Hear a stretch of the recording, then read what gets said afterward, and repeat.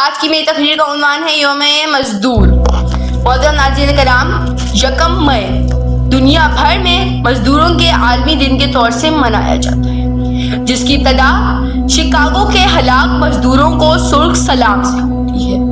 یہ وہی شہر ہے جہاں سے مزدوروں کی تحریک کا آغاز ہوا تھا۔ کتنے ہی مزدوروں کا خون بہایا گیا تھا، مگر افسوس در افسوس کتنے ہی ایام کی طرح یہ دن بھی صرف ایک تہوار بن کے رہ گیا ہے، یا اس کا مقصد صرف ٹیلی ویژن پر آ کر تقریریں کرنا رہ گیا ہے۔ ناظرین کرام، یوم مزدور آتا ہے اپنے ساتھ کتنے ہی سوالات لے کر آتا ہے، اور اگلے برس تک اس کے یہ سارے سوالات جواب طلب رہ جاتے ہیں۔ کیا اسی کا نام ہے یوم مزدور؟ شاید اسی لیے شاعر نے کہا ہے، مکر کی چالوں سے بازی لے گیا سرمایہ کار، مکر کی چالوں سے بازی لے گیا سرمایہ دار، اور انتہائی سادگی میں کھا گیا مزدور مار۔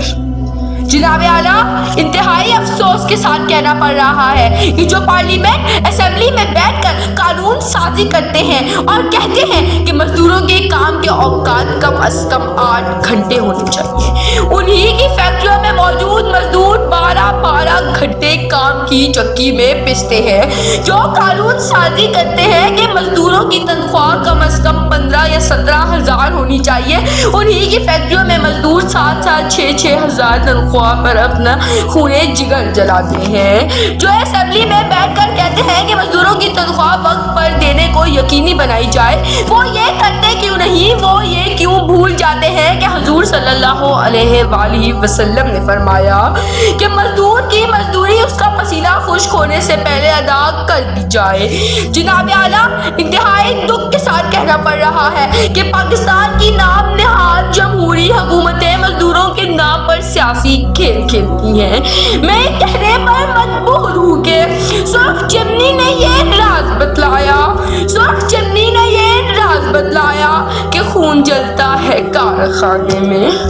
جناب اعلیٰ، اس سے بڑھ کر ظلم کیا ہو سکتا ہے کہ مزدوروں کے معصوم بچوں کو بھی غلامی کی زد میں لے لیا جاتا ہے، انہیں اینٹوں کی مٹیوں اور چائے کے ہوٹلوں اور دکانوں کے شیشے صاف کرنے میں لگا دیا جاتا ہے۔ ان ظالموں کو بچوں کے چہروں پر یہ کیوں دکھائی نہیں دیتا کہ میرے حصے میں کتابیں ہیں نہ کھلونے آئے، میرے حصے میں کتابیں نہ کھلونے آئے، خواہش رزق نے چھینا میرا بچپن مجھ سے۔ ناظرین کرام، باتیں تو بہت ہیں اور زخمی لب اور آنکھوں میں چھلکتے ہوئے آنسوؤں کی طرح نکلنے کے لیے بےتاب ہیں، لیکن وقت کی قلت کے باعث میں اپنے جذبات کی صحیح عکاسی کرنے سے محروم ہوں۔ میں بس حکمرانوں سے یہ کہنا چاہتی ہوں کہ تو قادر و عادل ہے مگر تیرے جہاں میں، تو قادر و عادل ہے مگر تیرے جہاں میں ہے تلخ بہت بندے مزدور کے اوقات۔